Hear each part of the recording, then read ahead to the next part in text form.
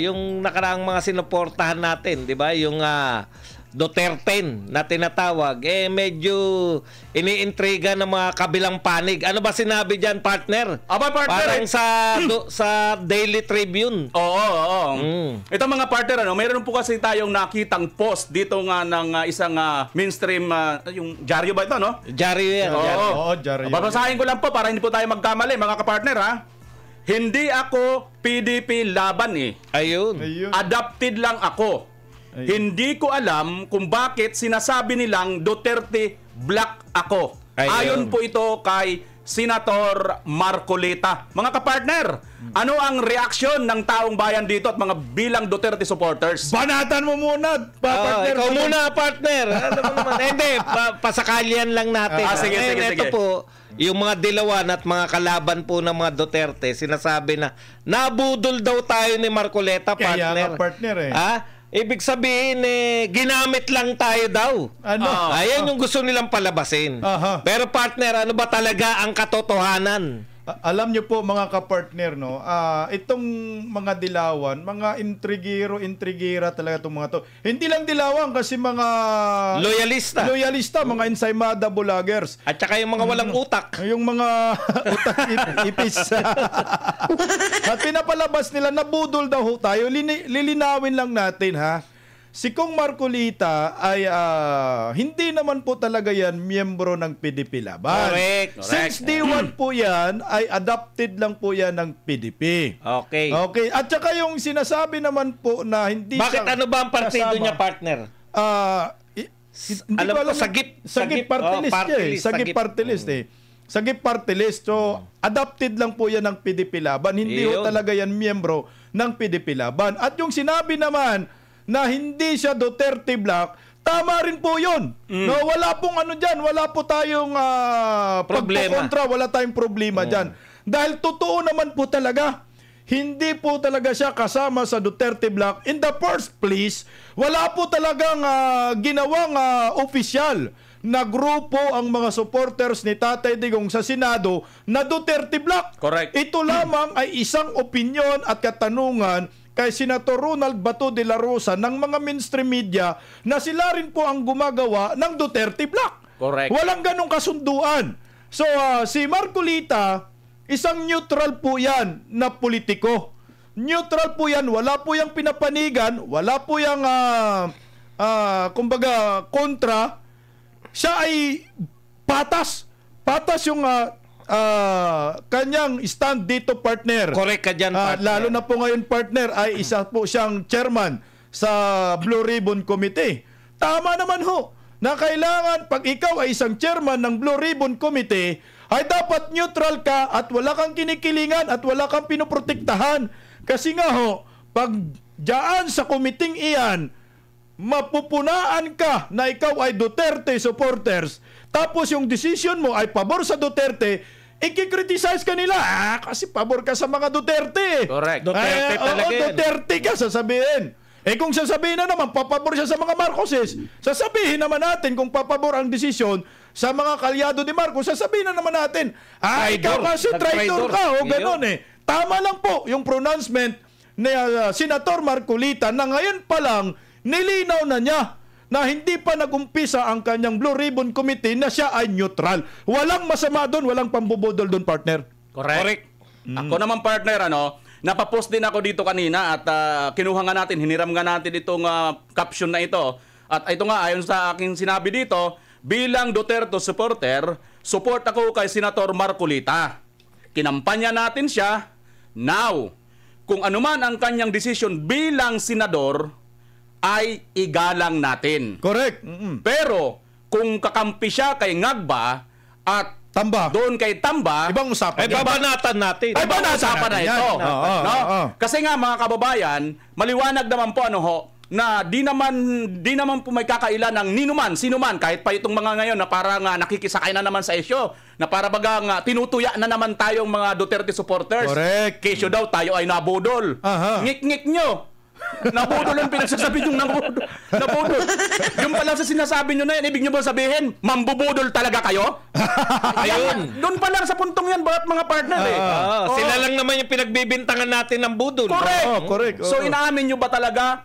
Pero may nakikita ko rito. Kasi nabudol na naman. Ayun nga. So ibig sabihin, Bakit may na naman? Inamin nilang mambubudol sila talaga. it is practically, logically dictate na kayo mambubudol. Ayon din sa pronouncement ninyo na nambudol na naman kaming mga DDS. Ang galing ninyo, ngik-ngik nyo sa mga ik-ik ninyo na yan. Ngayon mga partner, tuloy ko lang Tumatawa lang ako, may pindutan pa pala.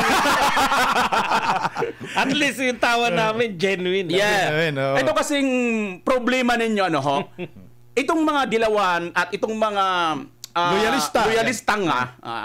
Pasintabi sa words kasi parang ganun kayo pumupunta eh. Bakit ka nagpapasintabi? Talaga namang mga... Ay, ganun ba? Dituloy na natin. Hindi mura yun Hindi mura. Hindi mura. Katawagan yun kung saan nararapat. Correct. Yun nga mga partner, hindi ba ninyo alam, tama nga sinabi ni partner Bisdak, ito ay si Marcolita nakasalalay sa kanya ngayon yung Blue Ribbon Committee. Correct. At bilang Blue Ribbon Committee, siya yung mag-iimbestiga dyan sa mga hausyaw na mga kasamahan niya. Korupsyon. Ng mga ginagawang katarantaduhan. So ngayon, kung dito pa lang sa umpisa, magpapakita na kaagad siya ng biases. Correct. Towards to Duterte. Tiyak na tiyak, mag-iiyakan na naman kayo dyan. Mismo. Oo. Sasabihin nyo na naman, wala ganun naman kayo sanay Pero dito, mga kababayan, nakikita ng taong bayan. Ano ang ibig sabihin nito? Kayo talaga ng mga dilawan, wala kayong tunay na paninindigan, nakikisakay lang kayo kung sino yung malakas. Bakit? Naramdaman na ninyo yan noon.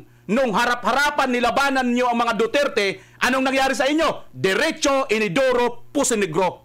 Tunaw. Ngayon, palakpakan natin si Bimbang.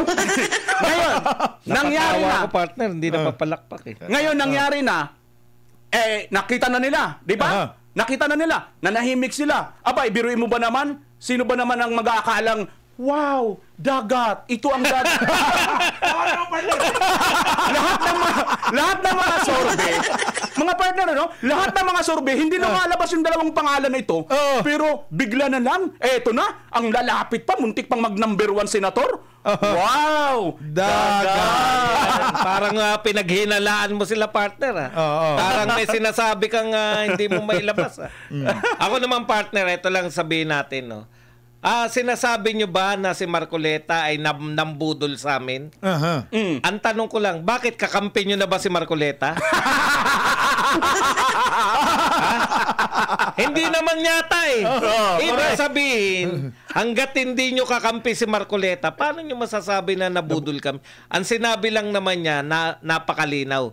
Hindi siya Duterte group dahil hindi naman talaga siya PDP laban. Correct. Inadapt lang po siya at kami po kaya po namin siya sinusuportahan. Una, banatan mo, partner. dahil siya po ay talagang alam namin na inendorso ni Tatay Digong. Correct. At saka nakita namin yung mga pagkikita nila ni Tatay Digong, talagang yung mutual admiration, partner. No, yung pagkabilib nila sa isa't isa. Yun po yung kailangan Yung pong si Tatay Digong dahil sa tindi po ng pag-atake sa kanya ng iba't ibang politiko, yung makakita kami ng mahusay na politiko na naniniwala kay Tatay Digong, sa amin yun, nakakatuwa na yun. Correct. Sa kabila ng lahat na lang dinadown yung pamilyang Duterte, may isang Marcoleta na bilib pa rin kay Tatay Digong. Ikalawa, partner, ano po ba ang ginawa ni Marcoleta para kami ay panghinaan sa kanya, di ba? Ano na yung nagawa niya, ano na yung mga sinabi niya na labas sa aming prinsipyo, laban sa aming prinsipyo. Hanggat naniniwala kami, kasi ang pagiging Duterte naman, partner, nakita nyo naman, iba't ibang mga vlogger nga Mga vlogger nga, nagtatalo-talo Correct. Ibig sabihin, hindi po isa yung utak ng mga Duterte. Correct. Hanggat ikaw ay umaayon, yung lumalaban ka sa droga, lumalaban ka sa kriminalidad, Correct. lumalaban ka sa corruption, ay susuportahan ka ng mga pro-Duterte vloggers na katulad namin. Tama ka dyan, partner. Tingnan nyo po ha. Si Senator Marcolita, ever since, wala siyang deklarasyon na siya po ay Duterte supporter or siya po ay DDS. Kailan ba natin sinuportahan si attorney noon, kung Marcolita, congressman pa noon? Noong bumilib si former President Duterte sa kanya at pinatawag siya, pinahanap siya ni former President Duterte. Gusto niyang makausap itong si Marcolita dahil sa kanyang paninindigan laban doon sa isang TV network. Wag na natin pangalan ng ABS-CBN. Doon sa TV network, na hinangaan ni Tatay Digong, sabi ni Tatay Digong, humanga ako sa iyo, Marcolita, sa inyong neutrality. Hindi ka takot, matapang ka. Ikaw ay principle man. Yun yung sinasabi ni former President Duterte.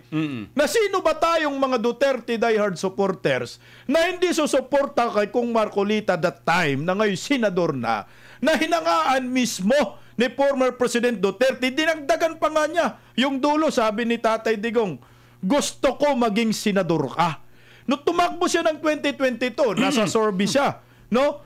Ini-endorso ni Tatay Digong, nag-withdraw nga lang ho siya, pero yung damdamin natin, yung suporta natin kay Marcolita, buo na tayo na siya ay ibuto natin noong 2022 presidential election, tumakbong senador, kaso nag-withdraw. So ngayon, bakit bumilib muli tayo kaya Senador Marcolita na ngayon? Dahil sa kanyang prinsipyo muli. Kahit hindi siya nagdeklarang Duterte supporter siya, siya po'y nanindigan sa tama. Pinanindigan niya na labag sa konstitusyon ang pagpapa-impeach kay Vice President Inday Sara Duterte. Noong nakaraang eleksyon, sumama siya sa Team Duterte. Inimbita siya ng PDP. Inimbita siya ni Inday Sara, inundorso ni Tatay Digong. Si Raulong politiko, pag hindi ka sasama sa mga Duterte, sumama kasi. That's part of election. Siyempre, ang election, addition, multiplication, hindi subtraction. Correct. Ang pagkakataon iyon sa isang politiko, pambihira po yan. Dahil pag itinaas po kayo ng Duterte, paniguradong panalo ka. Sino ba si Marcolita para tanggihan iyon? Ngayon po, lalo po akong bumilib kaya Senador Marcolita. Yung statement na yan, na sinabi niya na hindi ako Duterte Black, hindi ako PDP Laban, totoo yun, wala pong pambubudol yun. Dahil alam na po natin yan ever since D1 pa lang. So ngayon, meron naman dugtong doon si Marcolita eh. Ang sabi niya, binanatan niya yung mga senador, yung mga kongresista nang magbalak na mag-file ng motion for reconsideration sa Korte Suprema. Ang sinabi na kailangan mabaliktad o ma-reverse yung decision ng mga hukom sa Supreme Court. Anong sinabi ni Kung Marcolita? Nanindigan pa rin siya sa prinsipyo niya. Ang sabi niya, si Raulo ka. Ay, iwan ko kung merong si Raulo ginamit ka doon. Parang sabi niya, anong klase kang abogado na mag-file ka ng motion for reconsideration sa Supreme Court na yung decision ay unanimous at sinabi immediate executory, ibig sabihin wala nang apila yan, penal na po yan. Correct. Umapil naman sila, malabo nilang Alam mo, partner, meron naman talaga, no? Yung kunwari, kung 13 sila, 7-6, isa lang yung mapabaliktad. Baliktad na yung di ba? May mga dissenters, siyempre may mga paliwanag yan. Kung nabasa nung isa yung medyo alanganin, correct, pwede siyang bumaliktad. Ang ganda ng paliwanag. Baliktad nga ako. Pero ito, partner, wala kang babasahin. Correct. Na wala kang babaliktaran sa madaling salita. Wala. Dahil magkakaayon kayo. Yun, partner. Dagdag ko kay Marcolita, mga kapartners. Ito kasi si Marcolita, humahanga ako, dahil nga matapang talaga siya na una, nakitaan na natin ito paglaban doon sa, bagamat against all odds na siya doon sa una pa lang ng binibira nila si BP Inday Sara, dyan nga po sa kasagsagan pa lang ng bago pa magsampa ng impeachment, si Marcolita lang ang bukod tanging matapang na humarap against all odds. Wala na po, mag-isa lang po si Marcolita. Correct. Kaya doon sa puntong yun, mga kababayan, hindi ba natin bigyan ng hindi ba natin bigyan ng trust kumbaga, makisalalay na tayo. After all, pagkatapos nito, hindi lang po nakuntinto dito ang isang Marcolita, kundi kasama ng kanilang sinasamahang pananampalataya, ay nag-rally po sila ng milyon na mga... Naroon tayo, partner. Naroon tayo. Oo. Ngayon, itong mga ito, inulit-uli ng magsalita si Marcolita at sinasabi nga niya, against siya dito sa impeachment. Correct. Na ito namang impeachment na ito yung matinding pinagkaukulan ng pera gastos nitong mga tambaluslos. Na dito pa lang mga kababayan, kumbaga, kung itong si Marcolita ay masasabi nating tulak kabigin lang na politiko, kumbaga sampay bakod lang ang kanyang prinsipyo, maaari. Ay, doon na ako kasi nandun ang majority, nandun din yung peya, kwalta, correct, may money. kwarta, may pondo. Partner, parang may kilala tayong ganyan, mga sampidin. Marami. Hindi, yung sa mga senador. Kasi, Si Tol. Wag yun ang Tol lang sinabi ko. Tol. Si Tol. Ayan ba yung pinagbawalan sa China? Oo, nabansa sa China.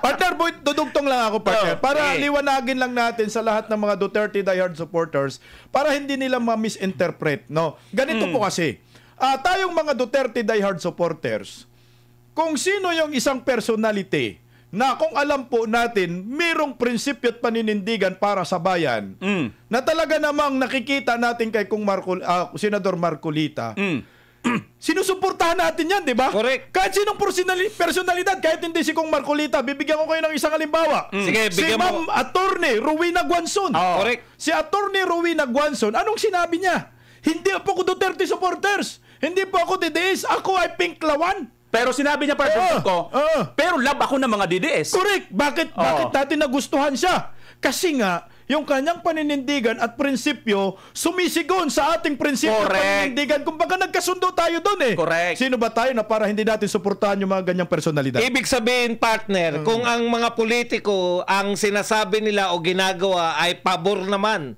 sa ating mga pinaglalaban. Simple lang naman pinaglalaban natin. Correct. Anti-drugs, anti-criminality, anti-corruption, anti-insurgency. No?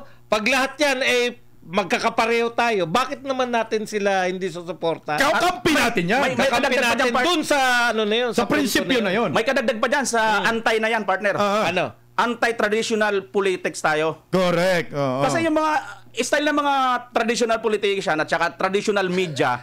Si Tatay Digong traditional politician. Ikaw Hindi Kasi ako sa akin, ang pananaw ko sa... Pakinggan natin si partner. Sige na. Yan. Ito, maganda to. Maganda to. Boxing. Medyo kukontrahin natin itong... Ayan. Sige, partner. Kasi ang pananaw ko, pag sinabi nating traditional politician, yun yung mga tao na ang ginagawa nila, yung gawaing hindi maganda, inuulit-ulit nitong mga politiko na ito. Correct. Si Tatay Digong, kaya ko sinasabing hindi kasama si Tatay Digong doon dahil lumabas siya doon sa traditional way ng mga politician. Binago niya ang lahat ng paniniwala ng mga politiko. Kaya dito, galit na galit itong mga traditional mainstream media dahil nga sa lumabag si Tatay Digong. Kumbaga, ito yung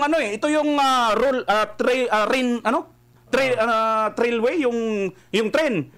Ito yung railway.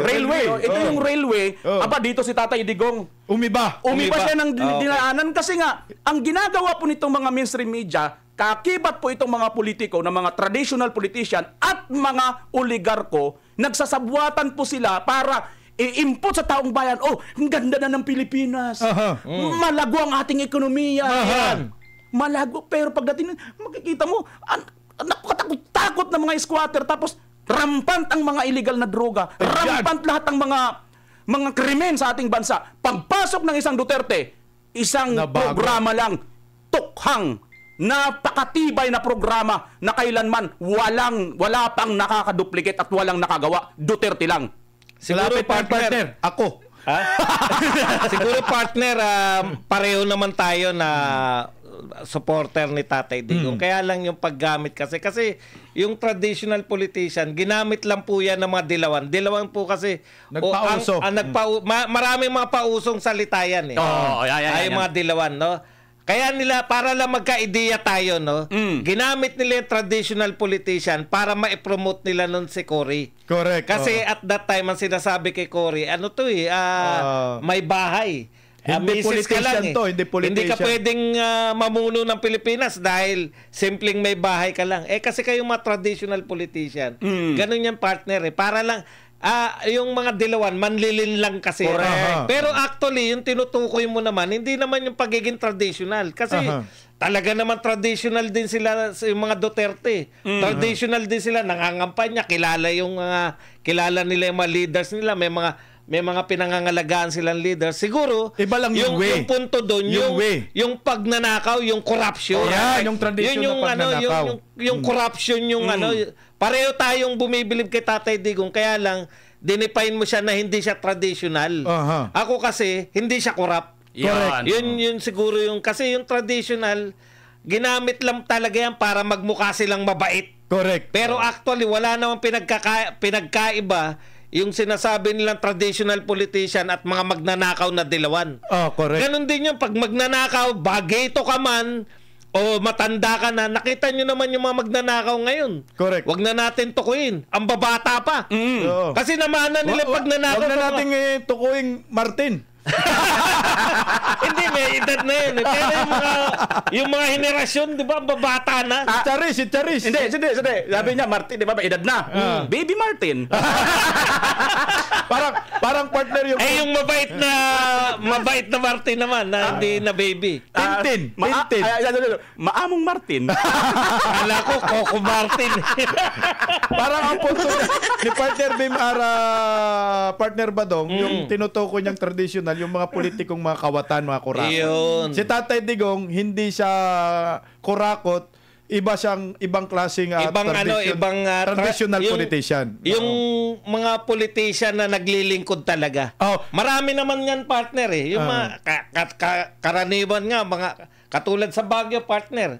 Meron tayong matinong mayor ng Baguio. Magalong. Diba? Si Magalong, may edad na rin yun. Ibig sabihin, yung paraan nila ng pakikisalamuha, traditional yung pakikisama nila, pero yung hindi nila inadapt yung pagnanakaw ng mga nauna sa kanila. Correct.